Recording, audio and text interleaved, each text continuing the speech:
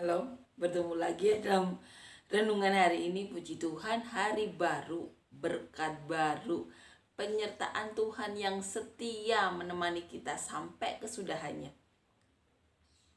Yang perlu kita ingat setiap harinya adalah tujuan kita. Cek setiap hari tujuan kita pada akhirnya apa. Kalau tujuan kita adalah bertemu dengan Tuhan, maka secara otomatis apapun yang kita lakukan, tindakan yang kita lakukan, keputusan-keputusan yang kita ambil, pastinya kita akan berusaha untuk menyelaraskan dengan kehendak Tuhan. Amin ya. Tetapi apabila secara tidak sadar tujuan kita tidak bertemu dengan Tuhan, maka keputusan, tindakan yang kita ambil seringnya untuk memuaskan keinginan manusia. Seperti yang Paulus tulis, segala sesuatu itu diperbolehkan, ada kebebasan. Tapi apakah berguna? Apakah membangun? Itu yang kita harus pertanyakan pada diri kita. Apakah tindakan kita, keputusan-keputusan kita itu mendatangkan kemuliaan bagi Allah? Coba cek setiap harinya. Dan selama kita masih ada di dunia ini adalah kesempatan kita untuk mengoreksi tindakan keputusan kita yang salah. Kalau ada kesalahan yang kita lakukan di masa lalu, mohon ampun, minta maaf ke Tuhan. Kemudian bertobat. Dengan apa? Dengan melakukan kebalikannya. Menjadikan hal yang kita lakukan itu sesuai dengan kehendak Tuhan untuk mendatangkan kemuliaan bagi Allah. Jadi setiap hari apabila kita mendapatkan kesempatan baru untuk bangun dari tempat tidur, untuk melakukan hal-hal selama satu hari ini adalah kesempatan kita untuk berbalik menuju kehendak Bapa, untuk melakukan apapun demi kemuliaan Allah. Karena apa? Karena kita harus sadar tujuan kita itu cuma satu, bertemu dengan Tuhan, tidak ada yang lainnya. Amin ya. Amin. Kita akan nyanyikan lagu yang pertama.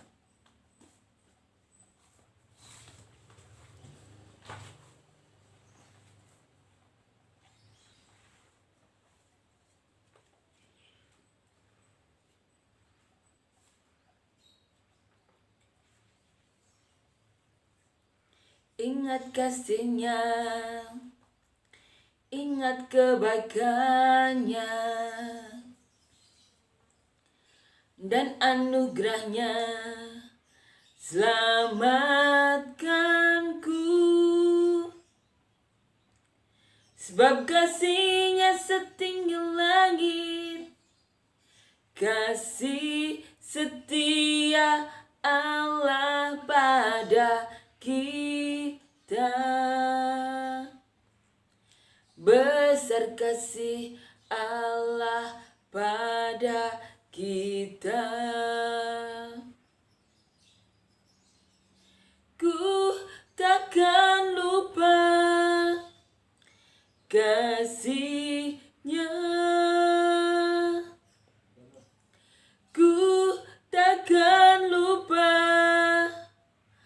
anugerahnya. Dia penuhkan, dia penuhkan, dia puaskan hasratku. Besar kasih Allah pada kita. Amin ya. Puji Tuhan, amin. Kita akan lanjutkan membaca dan merenungkan ayat firman Tuhan di 1 Korintus yang pasal yang ke-11 ayat 2-16. Judul perikopnya hiasan kepala wanita. Aku harus memuji kamu, sebab dalam segala sesuatu kamu tetap mengingat akan aku dan teguh berpegang pada ajaran yang kuteruskan kepadamu. Tetapi aku mau supaya kamu mengetahui hal ini, yaitu kepala dari tiap laki-laki ialah Kristus, kepala dari perempuan ialah laki-laki, dan kepala dari Kristus ialah Allah. Tiap laki-laki yang berdoa atau bernubuat dengan kepala yang bertudung menghina kepalanya. Tetapi tiap-tiap perempuan yang berdoa atau bernubuat dengan kepala yang tidak bertudung menghina kepalanya.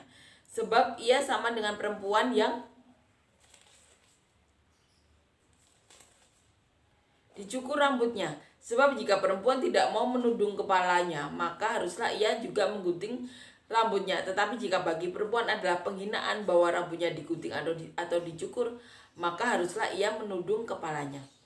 Sebab laki-laki tidak perlu menudungi kepalanya, ia menyinarkan gambaran dan kemuliaan Allah. Tetapi perempuan menyinarkan kemuliaan laki-laki. Sebab laki-laki tidak berasal dari perempuan, tetapi perempuan berasal dari laki-laki. Dan laki-laki tidak diciptakan karena perempuan, tetapi perempuan diciptakan karena laki-laki. Sebab itu perempuan harus memakai tanda wibawa di kepalanya karena para malaikat. Namun demikian dalam Tuhan tidak ada perempuan tanpa laki-laki dan tidak ada laki-laki tanpa perempuan. Sebab sama seperti perempuan berasal dari laki-laki, demikian pula laki-laki dilahirkan oleh perempuan dan segala sesuatu berasal dari Allah. Pertimbangkanlah sendiri, patutkah perempuan berdoa kepada Allah dengan kepala yang tidak bertudung? Bukankah alam sendiri menyatakan kepadamu bahwa ada kehinaan bagi laki-laki jika ia berambut panjang, tetapi bahwa ada kehormatan bagi perempuan jika ia berambut panjang? Sebab rambut diberikan kepada perempuan untuk menjadi penudung. Tetapi jika ada orang yang mau membantah kami maupun jemaat Allah tidak mempunyai kebiasaan yang demikian. Hiasan kepala laki-laki, di sini dikatakan bahwa kepala dari tiap laki-laki adalah Kristus, dan kepala dari perempuan ialah laki-laki, dan kepala Kristus adalah Allah. Di sini Paulus mengingatkan bahwa perempuan itu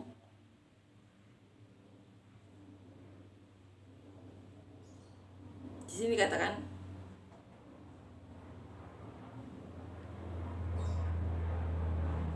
berasal dari laki-laki. Kita tahu bahwa Hawa itu diambil dari tulang rusuk Adam. Jadi di sini Paulus mengajarkan hiasan kepala wanita. Di sini dikatakan bahwa rambut adalah penudung bagi wanita. Dan kita akan renungkan ya dari ayat demi ayat bagaimana Paulus mengajarkan mengenai hiasan dari wanita, yang garis besarnya mengatakan bahwa hormati laki-laki. Sebagai perempuan kita harus melakukan itu. Dikatakan di sini ya.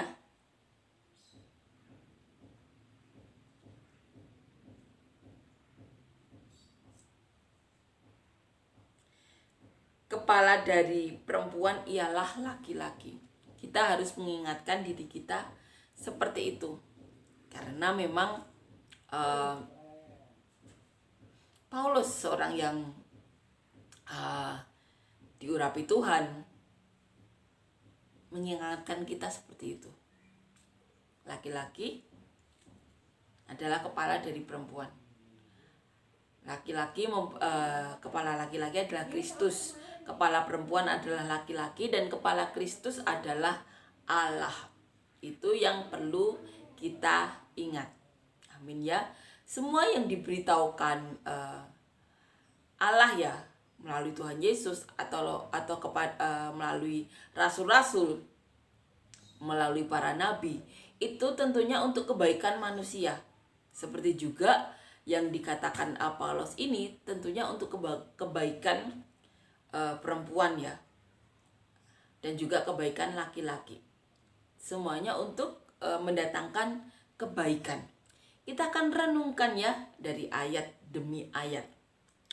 Aku harus memuji kamu, sebab dalam segala sesuatu kamu tetap mengingat akan aku dan teguh berpegang pada ajaran yang kuteruskan kepadamu. Tetapi aku mau supaya kamu mengetahui hal ini, yaitu kepala dari tiap laki-laki ialah Kristus. Amin ya. Kepala dari perempuan ialah laki-laki. Amin ya. Dan kepala dari Kristus ialah Allah. Amin. Tiap laki-laki yang berdoa atau bernubuat dengan kepala yang bertudung menghina kepalanya. Itu yang dikatakan Paulus ya. Tetapi tiap-tiap perempuan yang berdoa atau bernubuat dengan kepala yang tidak bertudung menghina kepalanya, sebab ia sama dengan perempuan yang dicukur rambutnya. Sebab jika perempuan tidak mau menudungi kepalanya, maka haruslah ia juga menggunting rambutnya. Tetapi jika bagi perempuan adalah penghinaan bahwa rambutnya digunting atau dicukur, maka haruslah ia menudungi kepalanya. Sebab laki-laki tidak perlu menudungi kepalanya. Ia menyinarkan gambaran dari kemuliaan Allah. Ini yang dikatakan Paulus, bahwa laki-laki itu menggambarkan, menyinarkan gambaran dan kemuliaan Allah. Tetapi perempuan menyinarkan kemuliaan laki-laki. Itu yang perlu kita ingat ya, baik laki-laki ataupun perempuan. Perempuan itu menyinarkan kemuliaan laki-laki. Jadi saling menghargailah. Karena apa? Laki-laki dipandang dari perempuannya. Apakah bagaimana dia menghargai perempuannya? Bagaimana juga perempuan menghargai laki-lakinya? Tentunya itu timbal balik ya. Hal yang alami. Kalau laki-laki dihormati, maka laki-laki itu, kalau laki-laki normal ya, sewajarnya pasti akan menghargai dan menghormati wanita. Begitu juga sebaliknya, seorang wanita yang normal atau sewajarnya, apabila dia dihargai oleh laki-lakinya, tentu dia akan menghargai laki-lakinya.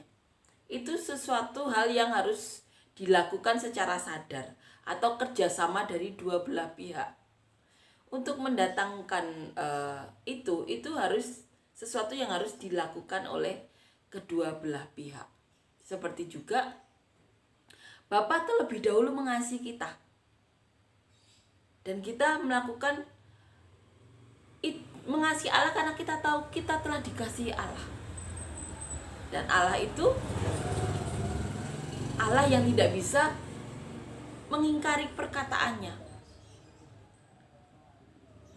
Dilakukan dua belah pihak. Untuk manusia normal tentunya kalau dia tahu dikasihi, dia tentunya akan mengasihi Allah, mengasihi Tuhan. Seperti juga lelaki dan perempuan. Amin ya. Karena kita tahu kita dikasihi laki-laki, perempuan akan mengasihi. Dan kalau laki-laki tahu dia dihormati perempuannya, dan perempuannya mau menyinarkan kemuliaan laki-laki, tentunya laki-laki itu akan lebih menyayangi perempuannya. Itu untuk manusia normal seharusnya seperti itu. Amin ya. Apabila dikasihi, tentunya dia akan lebih mengasihi. Hal yang timbal balik ya.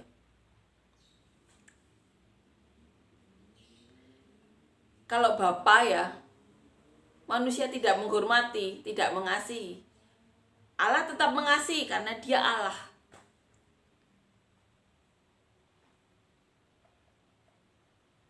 Manusia itu seringnya tidak normal. Dia tahu dikasihi, dia tahu dicintai oleh Allah, tetapi seringnya menyakiti, bahkan menyembah hal-hal yang bukan dari Tuhan. Dan zaman sekarang ya, banyak kita lihat berita hal-hal yang tidak normal atau tidak wajar juga terjadi. Tetapi sekali lagi, apakah kita melakukan tindakan sehari-hari kita itu untuk kemuliaan Allah? Balik lagi ke pengertian kita, tujuan kita hidup.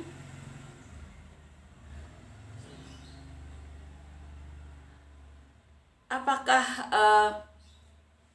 kita melakukan hal-hal yang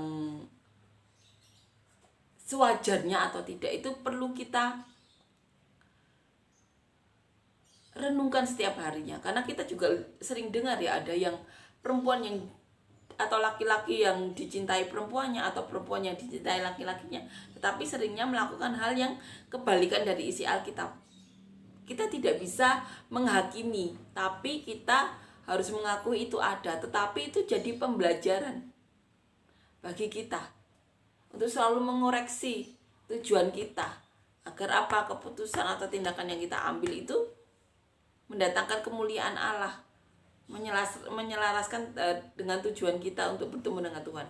Banyak godaan di dunia tentunya, tetapi kita harus ingat tujuan kita. Kita harus ingat tindakan kita apakah menyelaraskan tindakan kita apakah untuk mendatangkan kemuliaan Allah atau tidak. Karena di dunia ini, seperti yang kita tahu, di atas langit pasti ada langit.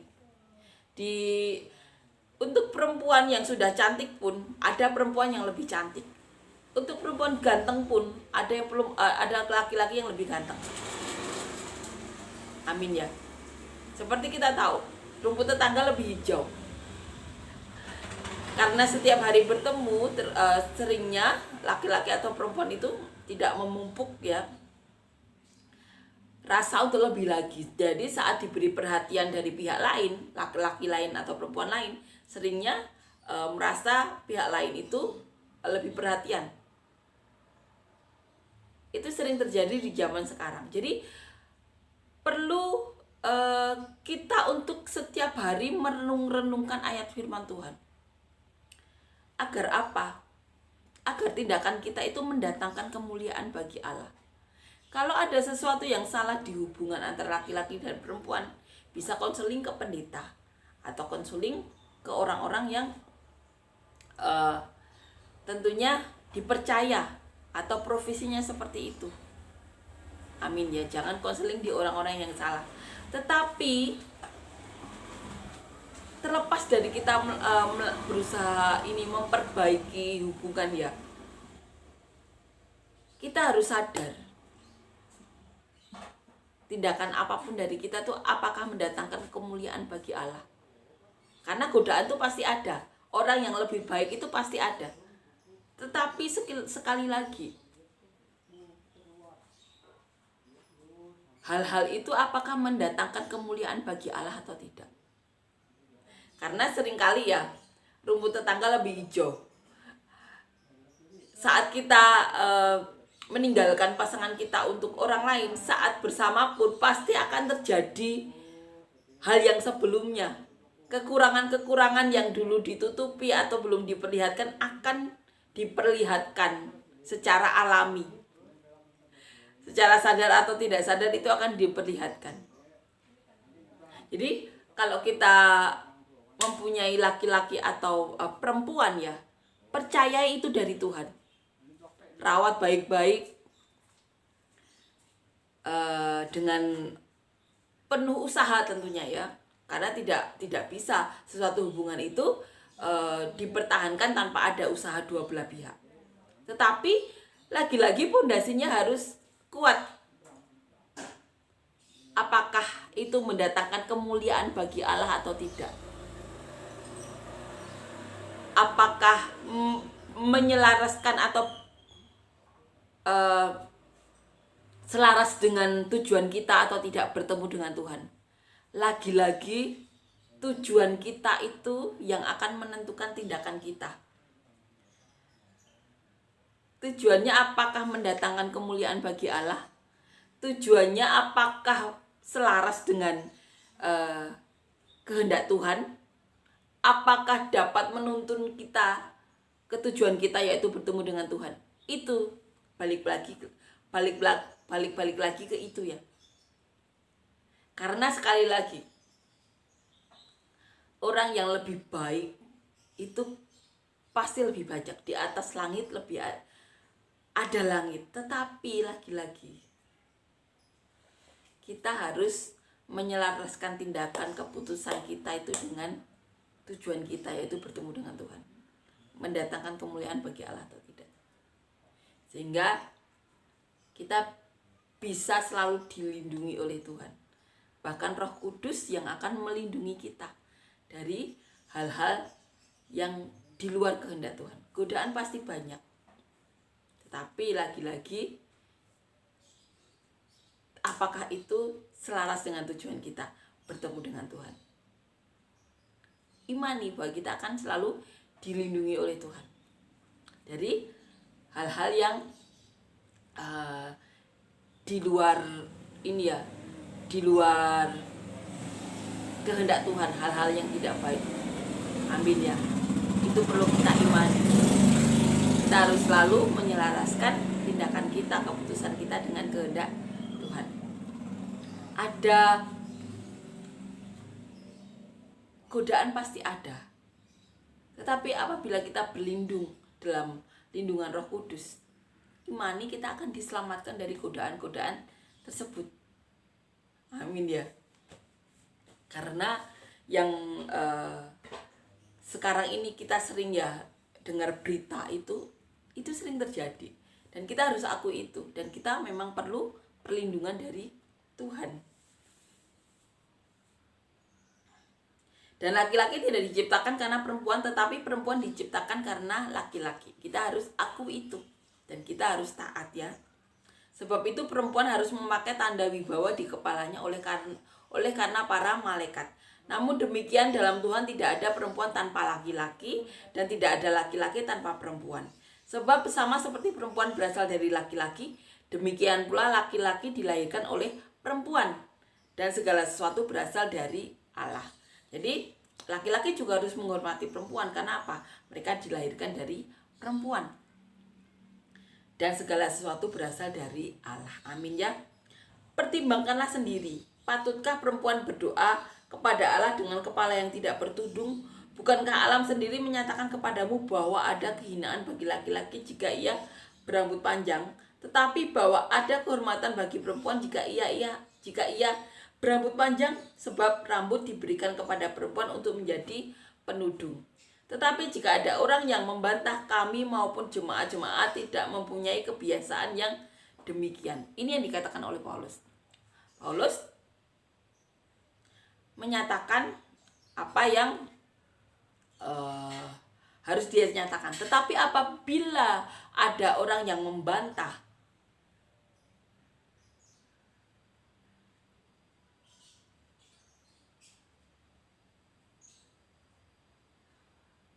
dikatakan kami maupun jemaat-jemaat Allah tidak mempunyai kebiasaan yang demikian. Jadi patut ya, dan harus kita menghormati laki-laki karena mereka kepala dari perempuan. Dan laki-laki harus tahu perempuan itu menyinarkan kemuliaan dari laki-lakinya. Jadi kehormatan laki-laki tentunya terlihat dari keadaan wanitanya ya. Jadi perlu kerjasama dari dua pihak. Amin ya. Kiranya apa yang ditulis oleh Paulus ini benar-benar menguatkan kita, mengajarkan kita. Haleluya, amin ya. Kita akan nyanyikan lagu yang kedua.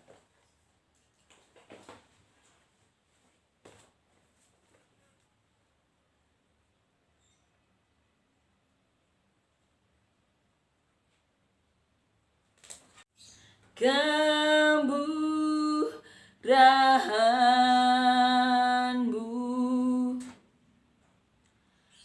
lebih dari hidup,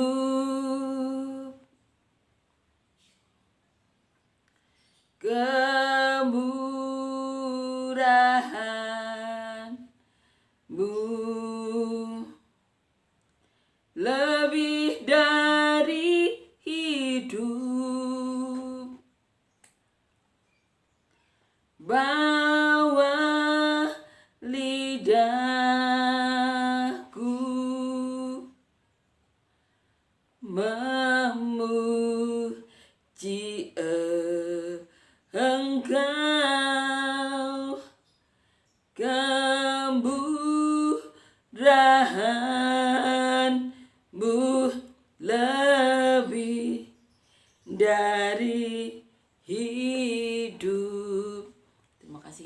terima kasih untuk kebaikan-Mu, kasih karunia-Mu, penyertaan-Mu, anugerah-Mu Tuhan, terima kasih. Kami berdoa untuk siapapun yang menyaksikan ini yang sakit, Kau berikan kesembuhan, mujizat daripada-Mu, kesembuhan yang benar-benar daripada-Mu.